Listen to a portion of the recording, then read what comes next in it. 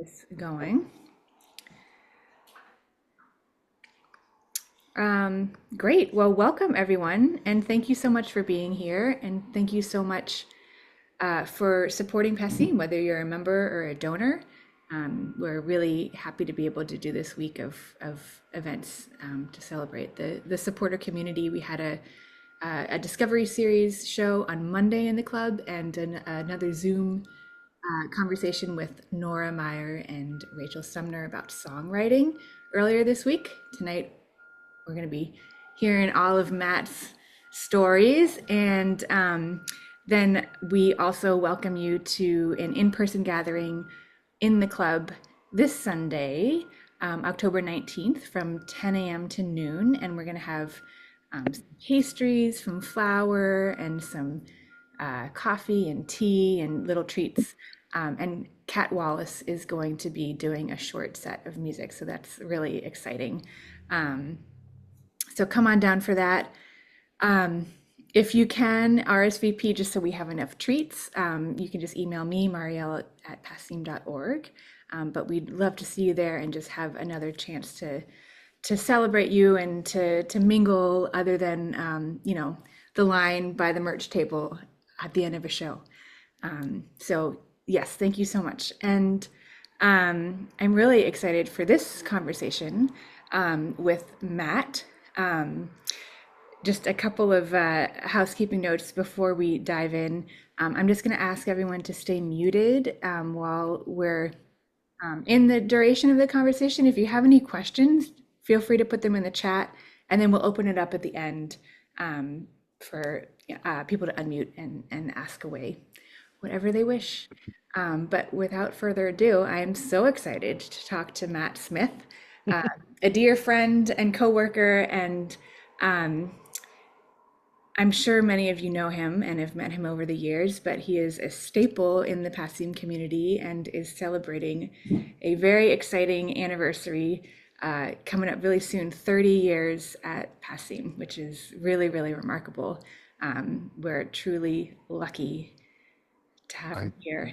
I And feel like I'm the lucky one. yeah, yeah, well, we can all be lucky together. um, I'm going to start at the beginning ish with the question of how did you first get into booking shows at Passim, and like when did you really start to think like, oh, like I could be good at this, or I'm really interested in this. Well, it kind of started back, I started working at the club in 95. I came in as a volunteer in the spring of 95. By the summertime, I was working part time and was also just going to shows all the time and started to become friends with a lot of the kind of burgeoning open mic scene back then. And my first foray kind of into booking anything was getting a bunch of these kind of new open mic folks together to put together a show. Had been working when I was volunteering at the club. I was doing things at the box office, and then when I started to actually run shows, you get to know the people around, and there was a lot of collaboration going on with a lot of the songwriters, and so we would go in late nights, after shows were done, and there were about six of them together, and let's go put on a show, and figured out how to make something that was not quite a showcase of six different singer songwriters as much as what could they do together in different combinations and permutations to make something more exciting, so to kind of level it up a little bit. And so that turned into what we called for a time was the Songwriters in the Square series, a play on the Songwriters in the Round, but we were in Harvard Square. So it was the Songwriters in the Square.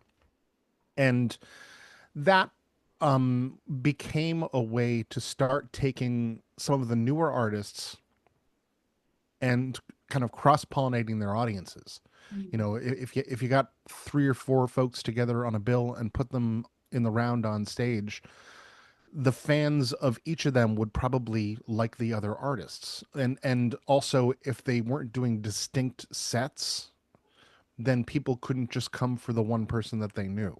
Mhm. It was a way to hold people in for the entire night, and hopefully get them to collaborate together. And someone plays a solo on this, someone adds a harmony to that, and it just kind of elevates everyone up. And then the campfire festival kind of developed out of that. I was going to ask, can you explain what the campfire is and the whole philosophy behind that in case anyone? Yeah, the campfire was a way to take initially the huge boom in songwriters that were happening in the mid to late 90s and give them some stage time. We would have open mics where I think the most we ever had sign up to play at an open mic was 83 people signing up to play in Amazing. one night. And back then we didn't serve beer and wine, and we had an entertainment license that went until 4 in the morning. So we could theoretically do that. The open mic had kind of a natural ending point at around 1 a.m. Regardless of how many people signed up, we would have people that just were like, I'm in, slot 61. I'm not going to stay that long. And so there was a certain amount of attrition that would happen. And then, so, it would roughly end around one. So we go from 7 until 1. It was a long day of open mic, but there were so many amazing people Yeah. that were coming out of that. That whole generation of Peter Mulvey and Chris Delmhorst and like, all these folks were getting their start around then, and a lot of them were local and would hop up on stage with someone else because they might have known someone else's song, and so they join in with each other, and it became a really exciting sort of zeitgeist moment that we knew we needed to celebrate and elevate. And so when we were coming up on Memorial Day, Labor Day weekend of '98, which is a terrible weekend to book, most artists are going to avoid holiday weekends like that because people are traveling, they're out of town, they don't want to, they're having cookouts and all these sorts of things, and and so they're not wanting to come out to a ticketed show, which also kind of left us in the lurch a little bit if a big headlining artist was coming through then. Either they wouldn't draw well or they didn't want to play that weekend. Mhm. And so we thought about just kind of exploding this open mic scene, this songwriters in the square scene, and putting it over a weekend. And the first year that we did it, we also tied it to, at the time, there was a Boston Folk Festival that WUMB were putting together. And so we tied ourselves to that. And if people wanted to come to the Campfire Festival, they got in for free if they had a wristband for the Boston Folk Festival. And but apart from that, it was just $5. Come to all the music that you wanted to, and it didn't run on Monday back then. It was just Friday, Saturday, and Sunday that first time. But I think it started maybe 5 o'clock on Friday and went till 2 a.m., and then it was from noon until 2 a.m. on Saturday and Sunday. And we just got so many amazing acts that were coming in then. It was Laurie McKenna, it was Chris Delmhorst, it was Mary Gaucher, and all of these folks that were just kind of getting their start around the same time. And we hoped that maybe we would get 100 people or a couple hundred people over the course of the entire weekend, and we ended up with, I think, about 600 people coming in over the weekend. That's amazing. And people would come and go. People would hang out in the street. We put speakers outside, and it really, there were times when we had to stop seating people because we were full, and people would have to wait for someone to leave for someone else to come in. But then we started to get a bigger crowd outside. So people were just hanging out, and then the artists would all be hanging out with each other and getting a chance to meet each other. We had a lot of performances that were in the round, but then sometimes there would be a set of a band or a solo performer. They'd do a half hour or something like that. But there's no downtime in between sets. It's just like tear it down, set it up, and you just go go go the whole time. And we still fairly accurately boost that we're one of the only festivals that runs on time. You know, you're not going to see something and it's 40 minutes later than you expected. Totally. Um, that's amazing. 600 people, that's pretty incredible. And like, I think something that's really special and unique about Cambridge and Boston is that, not only do we have amazing artists, but we have amazing audiences. And especially at Passim, they're there to listen. And like, it's such an intimate space that, that connection crosses that line, that imaginary line between the stage and the audience. And yeah. And there's a lot of trust that goes into the relationship with the audience and the venue, and us putting on something where maybe they know someone, maybe they know a couple people, maybe they don't know anybody, but that sense of discovering your next favorite thing, or the thing that is going to blow up beyond, way beyond the room, but you get to see it here first. Yeah. Can you talk about how kind of that evolved over the years? Like I'm thinking of just like maybe like how you think of Campfire now, like in 2025, and also just like um I just shows that are coming to mind that are kind of the where like you give the artist freedom to like put together a show or a group of people that might not happen ordinarily, like Wintry Songs and 11 Part Harmony kind of Hmm. grew out of Passim and the power outage shows. And Yep. I feel like that's another special thing that happens at Passim is like you give the audience, artist leeway to kind of explore and experiment. Yeah, I mean, and then the lamplighter shows too. It's kind of a lot of these big things that happen in the fall come out of these collaborative ideas. And when we send the email out about Campfire, we recommend to people that they collaborate if they're in the round, that they get in touch with each other ahead of time and collaborate in some way. Or we say you don't need to necessarily do the thing that you're known for. You can use it as a place to experiment. Mm. And that's been fun too, where people will do things that are definitely not what they would normally do for their show, that people are buying their ticket to see that performer.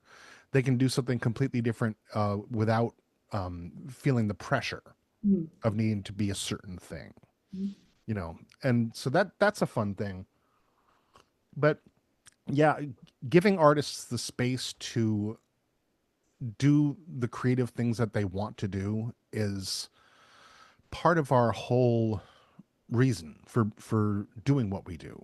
Creating that, um it's the artist's living room and their playpen as well. They can use their own creativity to do something outside the box, whether it be, the power outage shows where all the music happens in the middle of the room. We put tables up on stage that we don't use the sound system at all, to the lamplighter shows where some of it, even, Peter Mulvey doesn't know what's exactly going to happen. The other people are helping to put things together, and he just will show up and roll with it.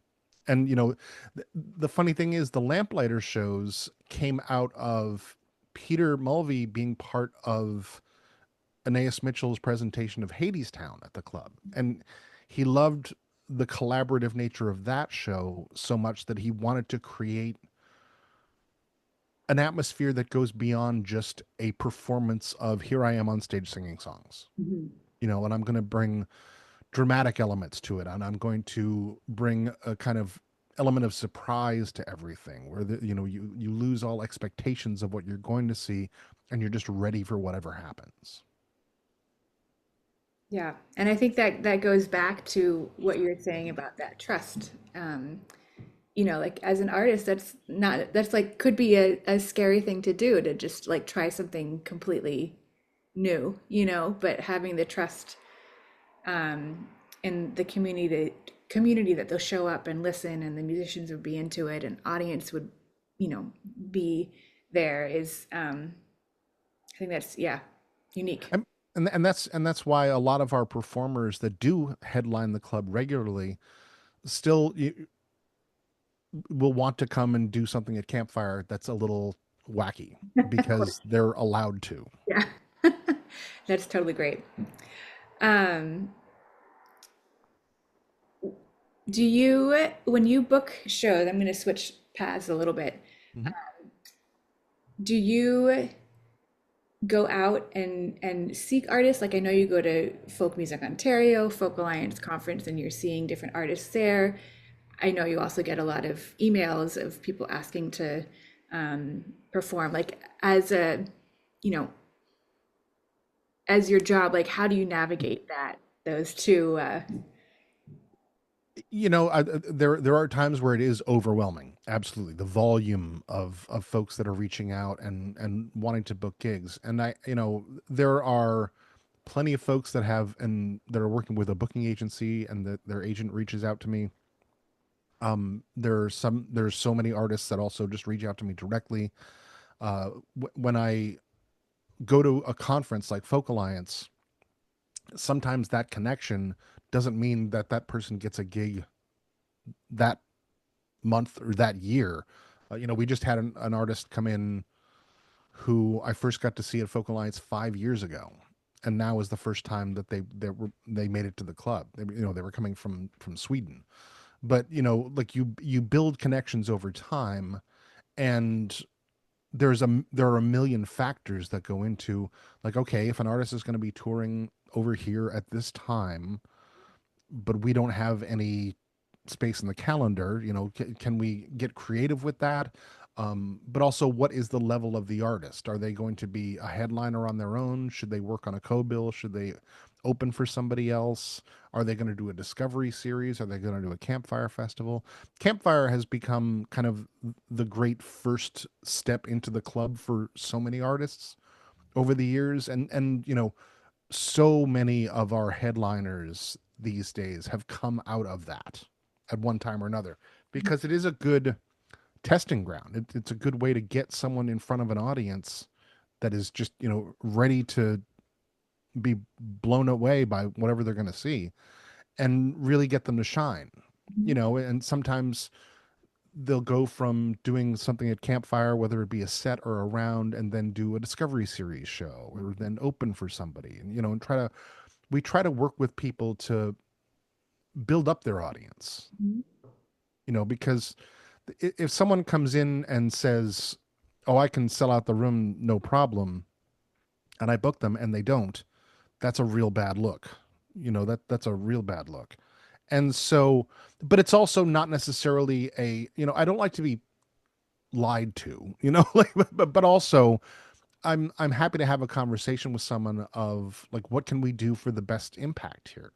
We by the nature of what we do, we're not going to be a sold out room 7 nights a week. That's just, we're not just about presenting the things that are going to sell out,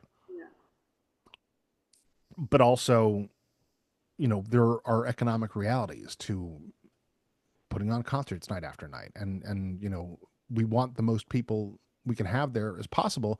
But, there may be times when we offer things up, um, for shows that aren't selling as well, that we offer them up as free to students or free to members, so that people see the value in the membership, and they hopefully trust that whatever we're going to put on stage is going to be a certain level of quality. And so, even though they don't know the artist at all, they'll come out and try something out. Yeah.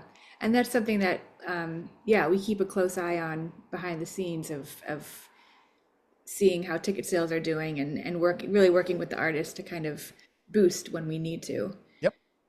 Yeah. Because which is always kind of a puzzle. Sometimes something that has never played the club sells out, and we have to find out who, how did these people know? Where did you find out about this artist? Yeah. And sometimes we have an artist that is absolutely great play to a mostly empty room, Mhm. and it's just a matter of time. It's, if it doesn't work this time, what can we do to help it work next time? Yeah. Yeah. We try not to close the doors. Right. If someone is a great artist and there's just not an audience yet, we try to work with them to help find that audience. Yeah. That's special. What do you look for? Like, how can you, what are your little feelers of like, I think this artist is gonna, yeah, be good in at Passim and in this community. Sometimes and I certainly listen to the music. I do like listening to music, as you can probably tell. No You know, surprise there. and out of camera range, there are bins upon bins of CDs and other records and things like that. Um, but also I, will sometimes go out to things at other places. I'll go out to Lizard Lounge or Toad, or and see somebody that's performing out there to get a sense of what we can do this. I also, happy to take recommendations of people that I trust, where they say like, oh, you should check this person out. It's like that's a great way to find out about somebody. Um, and so there's the feelers are a tough thing, because there are some times where I just don't know the scene of a certain artist, and I have to familiarize myself with it. But I will check in with people that I trust that know about that and say like, is this good or is this not? Or is this just kind of, it appears good, but or I just don't understand it. Mhm. And the fact is, there are so many kinds of music that I have been exposed to through working. That before I was working at Club Passim, you know how much I knew about the Celtic music scene? Zero, absolutely zero. And now it is a enormous part of our programming. And we keep getting exposed to new things through open mics, through the folk collective, through relationships that we're building, Mhm. and always trying to expand what people think of as what we program, Mhm. really opening those doors up. Yeah. Yeah. We've been really intentional as an organization to bring more diversity to our stage and our audience and our organization. And I'm curious how you approach that, because I know you've been in the past several years really trying to welcome more people onto our stage. Yeah, it's a lot of times that's about access. It's about knowing who to ask to say like, give me your recommendations for this. And the beautiful thing is, we have so many musicians on our staff that are also part of many different scenes and genres, Mhm. and so they become a entry point an entry point for people for us to find out about what else can we put on our stage. I'm going to just real quick, we have another person who's trying to get in, so I'm just going to assist real quick. Um, Maybe while I do that, can you tell me and everyone here um, uh, what you've been listening to? Oh gosh. Well, I I still buy music. I'm always buying physical product. I do have a CD player in the car. I do have a turntable and a CD player hooked up at home, and I listen to music all the time, all the time. And uh, some of it is stuff that I program, but then also I do a lot of music listening for education. Just learning about you know different indigenous music from other cultures, and really kind of doing an almost ethnomusicological dive into different kinds of music. And I love getting box sets of things that are giant overviews of whatever. Like a few years ago, Smithsonian Folkways put out like a 5 disc set on the history of hip hop. And and so it's really educational, as well as affecting programmatically. But I was just in the car the other day, and I will have a pile of CDs in there and just kind of put in whatever.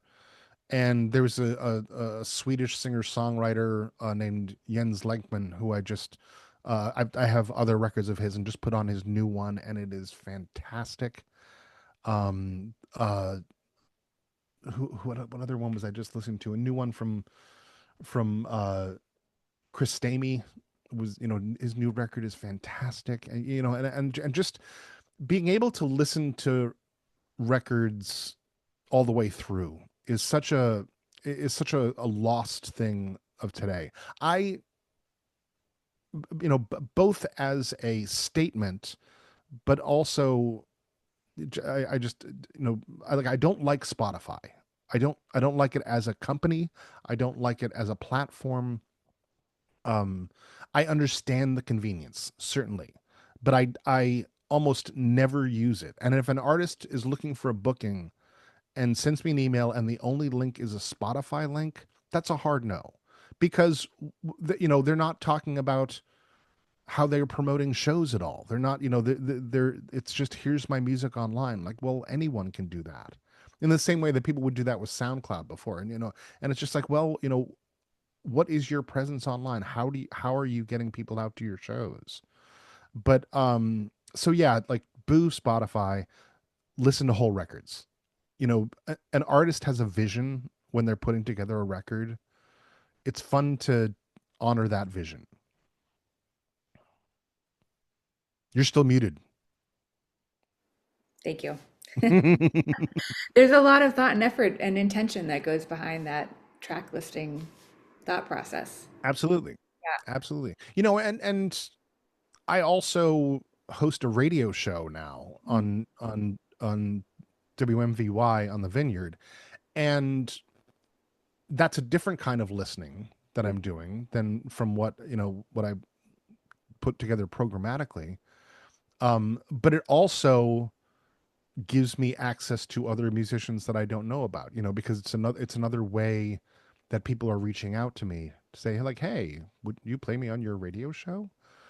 And so that's a fun way to get turned on to things, and every conference that I go to, I find so many new things. There are sometimes when I'll go to a conference and we'll be presenting music, which is fun to do to help artists raise their platform, but also I'm there to go out and check new stuff out, and so I'm kind of an endless sponge. I'm always trying to learn about new music, and there's so much of it out there. There's too much of it out there in a lot of ways.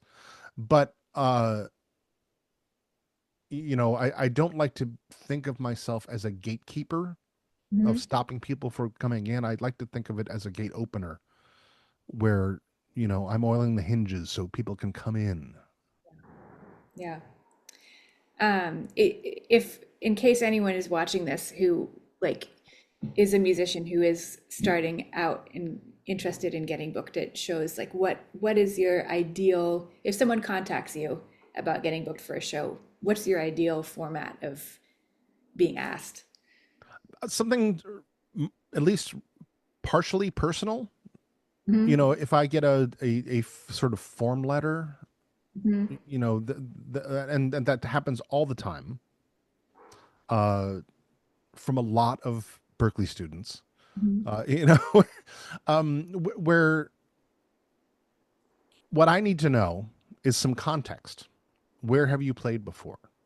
Are you doing ticketed shows? Are you doing free gigs? Yeah. What kind of context have you been performing in? Yeah. I want links to social media so I can check things out and see how you're promoting shows or if you're promoting shows. Sometimes I'll go to an artist's website and I'll see like there are no gigs on it, and I'm uh, like at least show where you've played before so that I have some sort of context of what is the right fit. Is this artist an opener? Is this an artist a headliner? And I have agents that will reach out to me and say like, oh, we want to book this artist, and I kind of I may know who that artist is and say they do not have an audience here, Mhm. so would they be willing to open for somebody, Mhm. to grow that audience?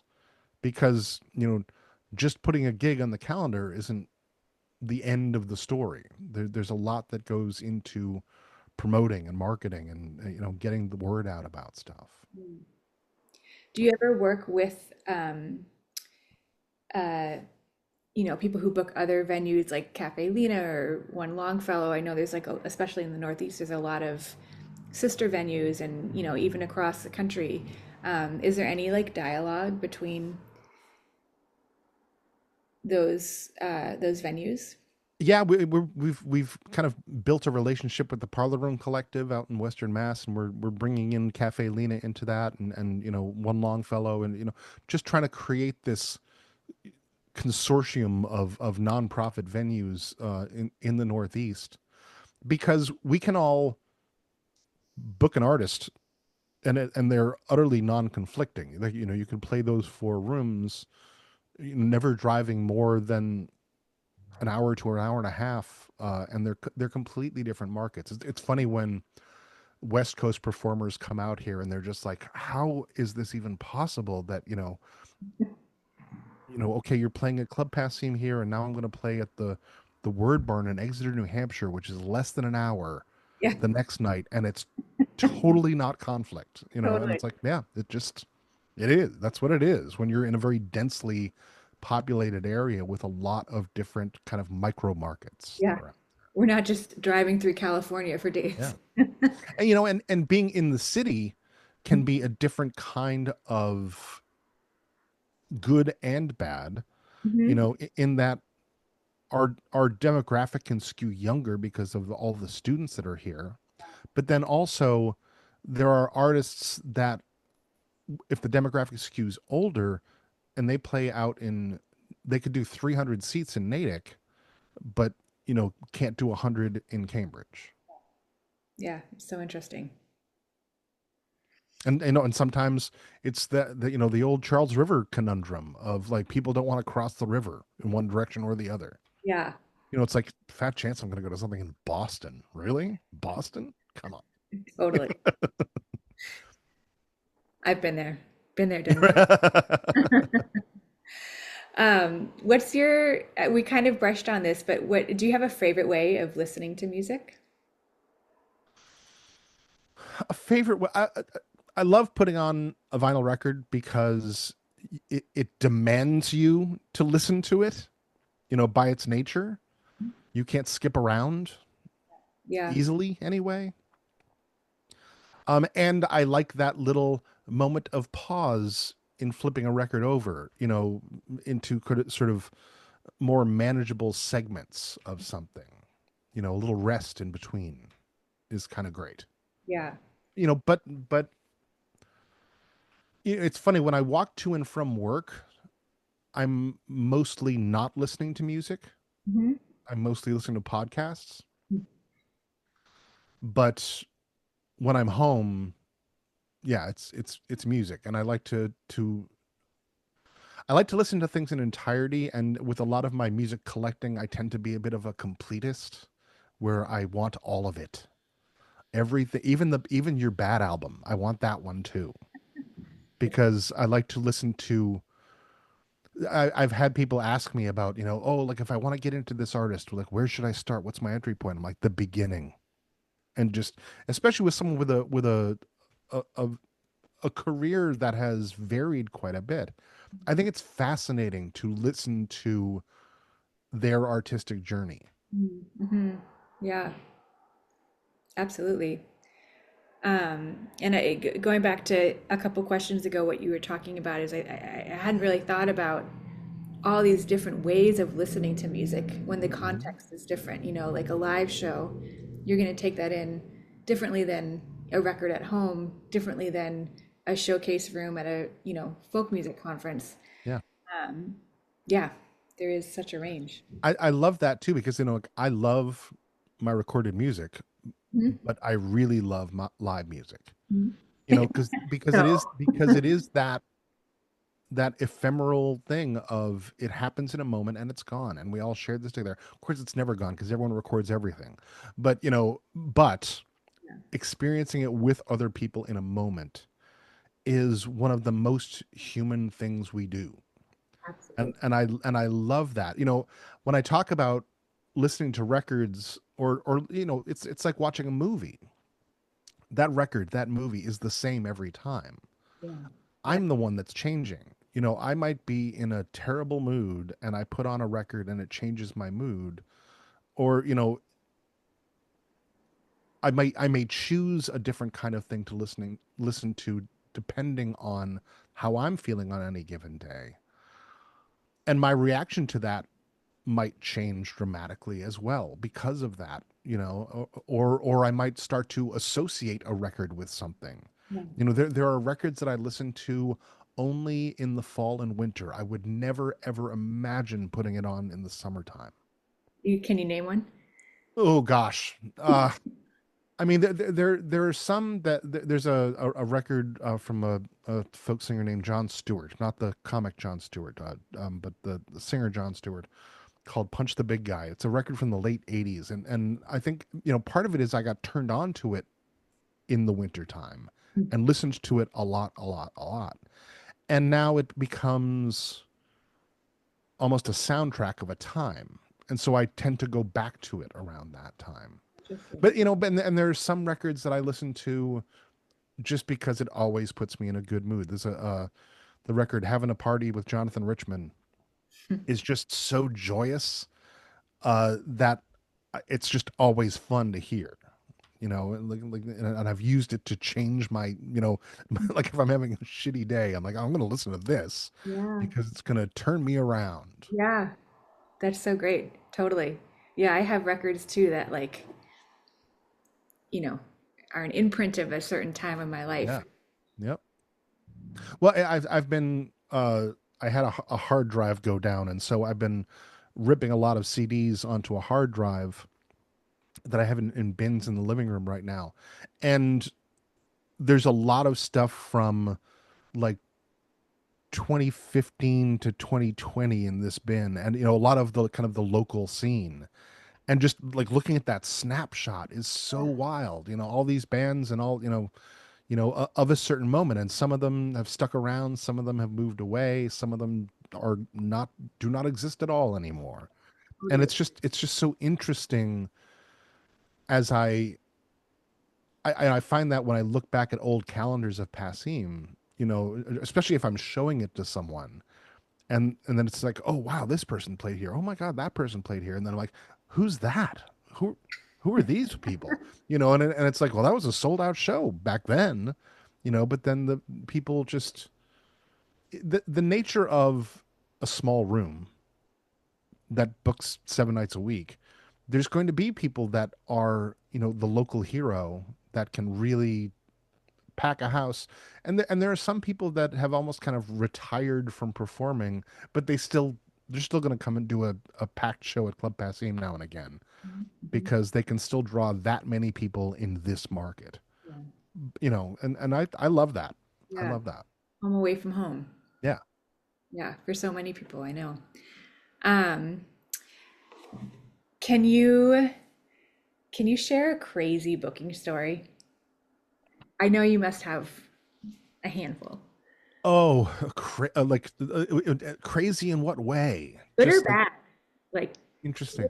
All right, one of the most interesting ones that I've had was I'd gotten a call at the office from the office of Harry Shearer, who is a um, from Saturday Night Live, and he's the bass player in Spinal Tap. He's Derek Smalls, and he wanted to come by the club and talk with me with his wife, and they were in town. I'm like, who's pranking me? Who's pranking me? And he was in town for a showing of one of his films over at the Coolidge Corner mm, Theater, and we had an open mic that night, and the open mic ran, and then I'm sitting there in the room, all the chairs are up on the tables, and it's the end of the night, and everyone's gone, and I've meanwhile all day long I've been telling people that apparently I'm having a meeting with Harry Shearer tonight. And then I'm like, the time's going on. I'm like, this was all just nonsense, wasn't it? But then a limo pulled up, and he and his wife came down. His wife is Judith Owen, who writes her own music, but also had been touring a lot, playing with, singing with Richard Thompson, mhm, okay. but was starting to do some of her own stuff and was looking for what would be a good place to play. And so they came in, and I just sat with the two of them for like an hour, chatting and talking. And uh, Harry had gone to Harvard, and so he was like, "Wait a minute, this place was around like in the '70s, right?" And then realized like I used to come here all the time. This is insane. And so we ended up the first time I booked Judith for a show, she ended up having to cancel it. She had an ear infection or something, and couldn't travel. And then the next time she played, she did a show of her own, and then she did another one where Harry was there playing bass with her. And I'm just like, wow, the bass player from Spinal Tap is here That's playing this show. you never know. That and we did a late show of one of the hobbits from Lord of the Rings. Uh, uh, oh gosh, Billy Boyd is the actor's Yes. name. Okay. Yeah, I vaguely remember that. Yeah, Yeah, he chatter about that. he had a band, and we booked like it was a Sunday night, like 10 o'clock show, and it was full of Lord of the Rings nerds, and it was kind of Yeah, amazing. that sounds And I guess the other one kind of along with that is one night, two of the guys from Weird Al's band came and played sets at the club after they had done their show with Weird Al downtown at the Wang. They came up and did it was like a bass player songwriter and a guy playing like slack key Hawaiian style guitar, and they're the two guys that have been with him since the '80s.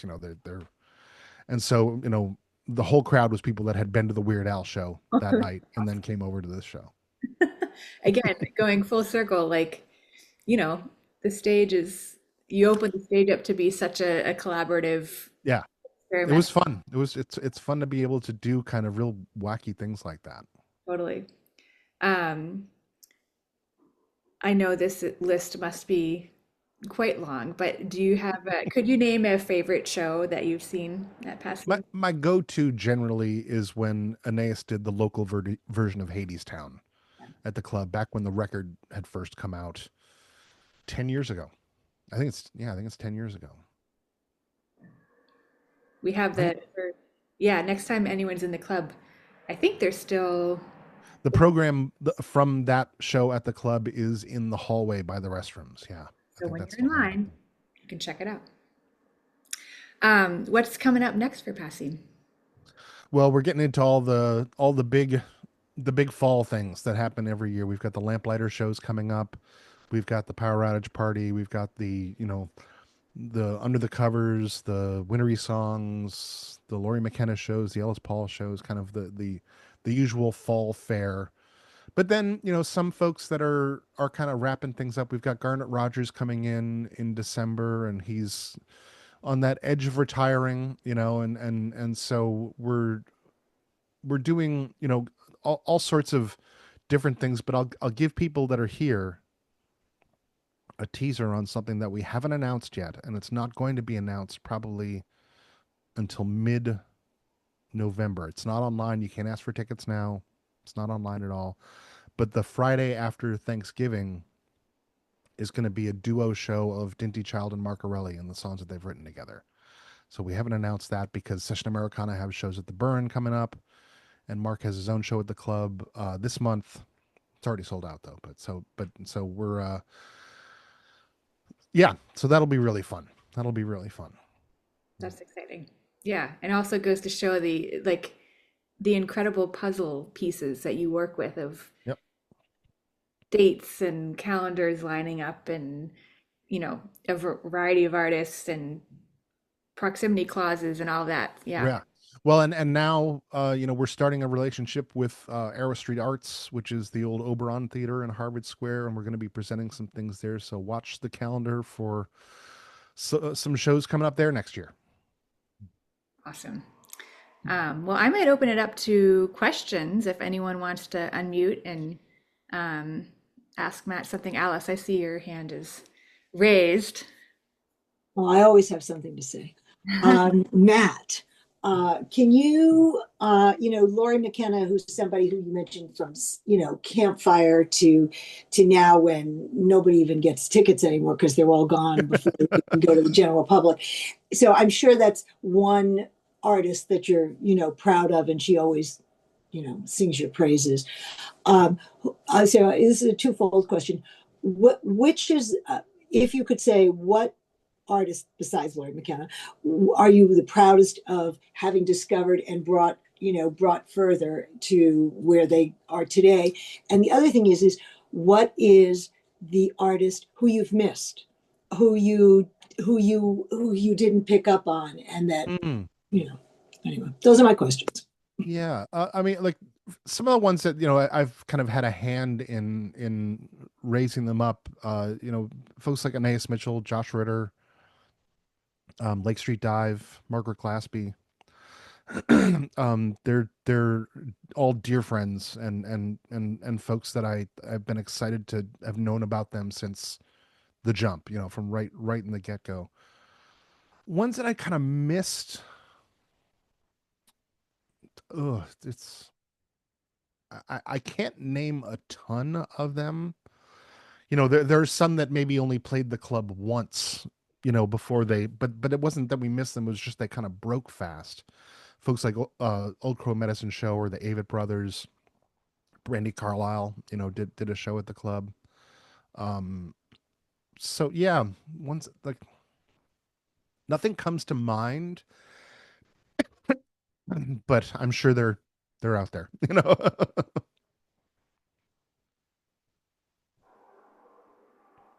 Anyone else? Yeah, Walter. Oh, good. You can see them. Um, you haven't spoken about how you decide how much to pay an artist. It's not really like a decision that I'm making. Most of our financial deals are percentages of the door. There are some artists, bigger artists that require a guarantee of some kind, and I need to be protective of our business so that we're not losing money. And we need to make some money, but we do try to be generous to the artists. I've got a kind of a framework that I work with of ticket price versus payout. And we try at Passim to be as generous as we can to the artist. Yeah. Josh, did I see your hand up there? Yeah, one easy question and one hard question. The easy question is, you mentioned the 4 a.m. entertainment license. Is there still such a thing? There is not, because now we have beer and wine, Yeah, so we close up shop at 1 a.m. gotcha. But you could go till 1, Mm-hmm. Yep. and sometimes you do? Not as much anymore. I feel like the late night culture has kind of waned a lot, certainly since the pandemic, but we were seeing that kind of happening before that, which is why this time of year, a lot of our two show nights on weekends are at 5 o'clock and 8 o'clock. Yeah. Yeah. And then my hard question is, so I know countless local and touring musicians who play Passim, and um, by and large, they totally love it. They love the experience. They love the vibe. They love the audience. They love the hospitality. They love the pay structure, the sound, on and on and on. Like so many things. But the one, I was waiting for the but. yeah. So, and maybe you have gotten this feedback in the past, but I'm just sort of curious about your approach to this, which is basically, it's particularly with people who do big national tours, Hmm. where they say, they're like, I'd love to play Passim, but I I often have to book like 5 months in advance, and that often doesn't line up with the other places that where I'm trying to build a route, that are maybe more in the 3 month range. So is that sometimes a problem for you? Is that something that you, Sometimes, yeah, yeah, yeah, certainly, because there are a lot of regular acts that tour at the club and play, once or twice a year, that do take up a lot of the calendar space. So it always is a juggling act of yeah, trying to find space for people when when they can, and and sometimes there are artists or agents that know that. I mean, I have people right now asking me about things in October of next year, and I'm like, hold your horses. Like, I'm not thinking that far out right now. Um, Especially if it's not someone that's kind of a slam dunk, where I know this is going to be a sold out show. Just like sometimes I will have folks ask me just like, well, what's your next available Saturday night? I'm not just handing them out like that. They're not just, whoever is in line next gets the next one of these, and then the next person will get a Thursday. So it is a juggling act of all kinds of factors, and there are some artists that are kind of on my last minute list. Like if something falls through or something else, happens where I have an open date, a short list of folks that I can get in touch with that I know that are gonna pull an audience out real quick. Um, but yeah, like the fact is, uh, fall and winter books up very early. Summertime books up very late. That's the what I've found over the years is that it's harder to fill the summer calendar. That's super interesting. Mm. Thank you. I appreciate it. Yeah, you bet. And who is the next artist that you'll be playing with at the club, Josh? I'll be playing night one of the Lamplighter Oh, right, of course. series, the Yeah, baseball night. yeah. Um, and I might possibly get coaxed into doing a song with Wesley Stace next month. Oh, fantastic. And that's all I can think of at the moment.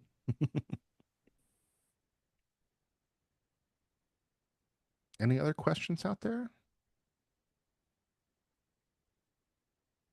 Alice again. I always have questions. Talk a little bit about diversifying in terms of age, particularly the audience, because I go to certain shows, and for the most part, I go to people who I've sort of known for a Mhm. long time. How I know there are younger people who are going to shows. How how involved are you in trying to I mean it's got to be for the future of Passim, it's got to be essential, but what are you doing to kind of get into that younger crowd? I mean, that's what Campfire has always been there for. It brings in new people all the time, and our Discovery series. We just had on Monday we had two performers who are both current Harvard students perform, and we had over 60 people there on a Monday night to see. And I was, apart from Chuck, I was probably the oldest person in the room.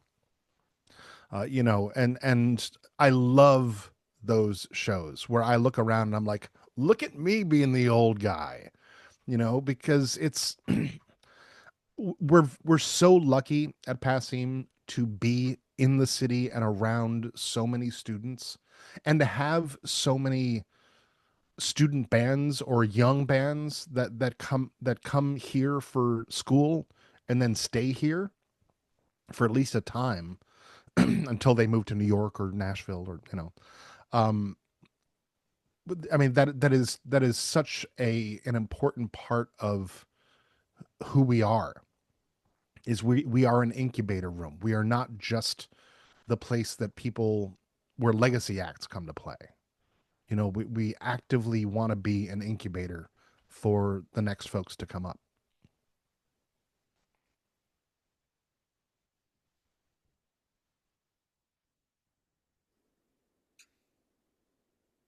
That might be it.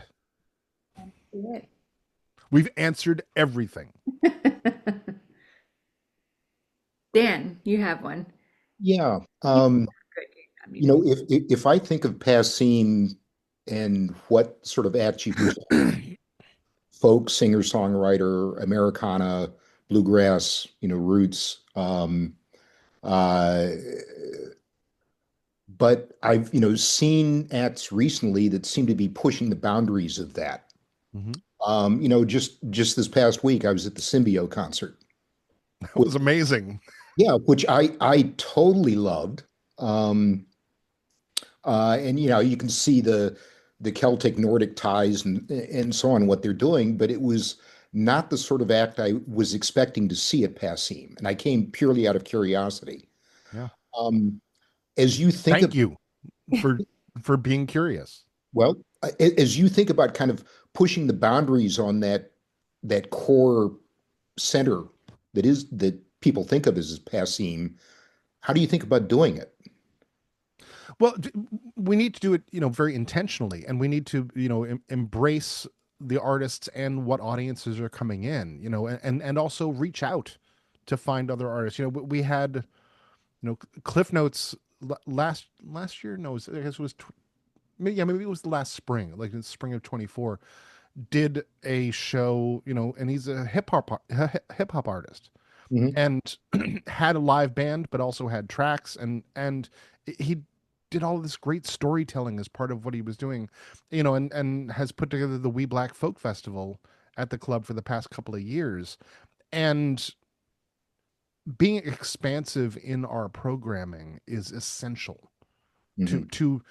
to who we are as an organization, but to the future of the organization, Yeah. and to say we are not one thing. Sometimes people say like, oh, well, it's just a bunch of singer songwriters, and it's like, well, that might be the ones you recognize on this calendar, but it is not the entirety of what we do. Yeah. And so we're, actively trying to reach out to other communities to say this is your space as well. Okay. Thanks. And I always kind of go back to people think of the room as a folk club, and there's historic context for that, obviously. I think of it more as just a listening room of whatever kind of music is there. And folk music means many different things to many different cultures. And it is not a monolith of it is only, you know, Appalachian fiddle tunes. And there are so many different kinds of folk music. And whenever I've heard people talk, I mean, like radio programs and things like that. It's like, well, if folk it can't have drums, it's like, well, drum is the original folk instrument. It's banging on things is what we do as humans, and singing and banging on things. So it's like, yeah, you can have drums and folk. Yeah. And I love that there is a lot of trust in the audience with kind of allowing us to push beyond what the casual listener may think of as what Passim is.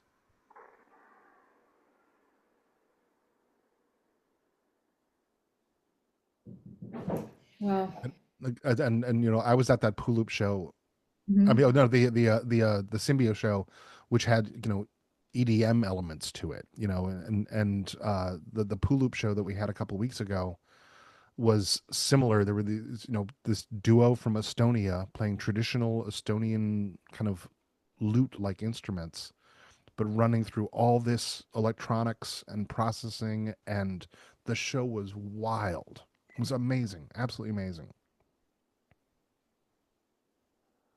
Well, there's never a shortage of good things to see, and I think we'll wrap it up there. But thank you everyone for being here, and again, thank you so much for your support as a member and or donor.